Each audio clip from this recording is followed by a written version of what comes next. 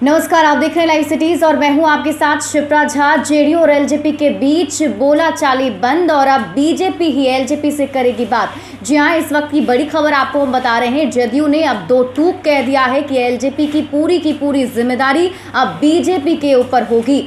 आज ही आरसीपी सिंह और ललन सिंह ने भूपेंद्र यादव से मुलाकात की है। सीट बंटवारे पर दोनों के बीच बातचीत हुई और इसके अलावा चिराग पासवान को लेकर भी बातचीत हुई है, जिसमें ये साफ कर दिया गया है जदयू की तरफ से कि चिराग पासवान को कितनी सीटें चाहिए या फिर चिराग पासवान किन किन सीटों पर चुनाव लड़ेंगे। इन तमाम चीज़ों की जिम्मेदारी सिर्फ और सिर्फ बीजेपी के ऊपर होगी। जदयू का इसमें कोई भी हस्तक्षेप नहीं होगा। मतलब साफ है कि जदयू एलजेपी से बात नहीं करेगा। इसी बीच आपको बता दें कि लगातार चिराग पासवान जिस तरीके से नीतीश कुमार पर आक्रामक थे, उसके बाद से ही जदयू भी उसी तरीके से पलटवार करता रहा था। और सबसे पहले इस लड़ाई की जो शुरुआत हुई थी वो बिहारी फर्स्ट यात्रा से हुई थी। आपको याद होगा कि जब चिराग पासवान बिहारी फर्स्ट यात्रा पर निकले हुए थे तो उस दरमियान वो बिहार के हर क्षेत्र में जा रहे थे। वहां घूम कर लोगों को सरकार के बारे में तो बता ही रहे थे, लेकिन इसी दरमियान नीतीश कुमार की कार्यशैली पर सवाल खड़े कर रहे थे,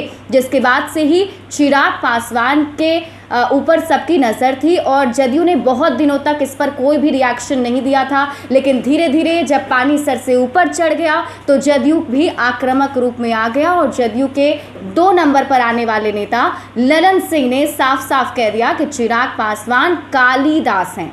ये वही हैं जो जिस डाल पर बैठते हैं उसी डाल को काटते हैं, और जिसके जवाब में एलजेपी की तरफ से ललन सिंह को भी सूरदास कह दिया गया था। तो ऐसे में जो लड़ाई थी एलजेपी और जेडीयू के बीच में वो लगातार बढ़ती जा रही थी और ये साफ लग रहा था कि लड़ाई कहीं ना कहीं बहुत बड़े स्तर पर जाने वाली है और बाद में टूट भी हो सकती है। इनफैक्ट ये बातचीत भी चलने लगी थी कि क्या एनडीए एकजुट रह पाएगा, क्या इस बार बिहार विधानसभा का चुनाव एनडीए साथ में लड़ेगा।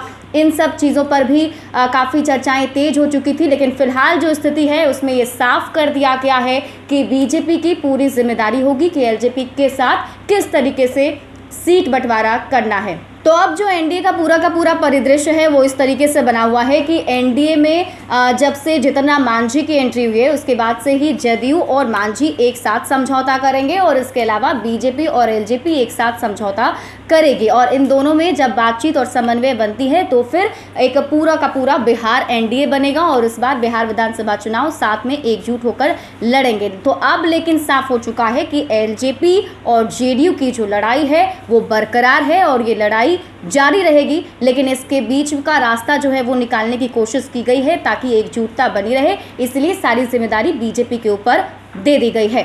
ज़्यादा अपडेट के लिए आप जुड़े रहिए लाइव सिटीज़ के साथ, और अगर अभी तक आपने हमारा यूट्यूब चैनल सब्सक्राइब नहीं किया है तो आप इसे सब्सक्राइब कर लीजिए। अगर आप हमारा ये वीडियो फेसबुक पर देख रहे हैं तो उस पेज को लाइक कर लीजिए और ट्विटर पर फॉलो करना बिल्कुल मत भूलिएगा।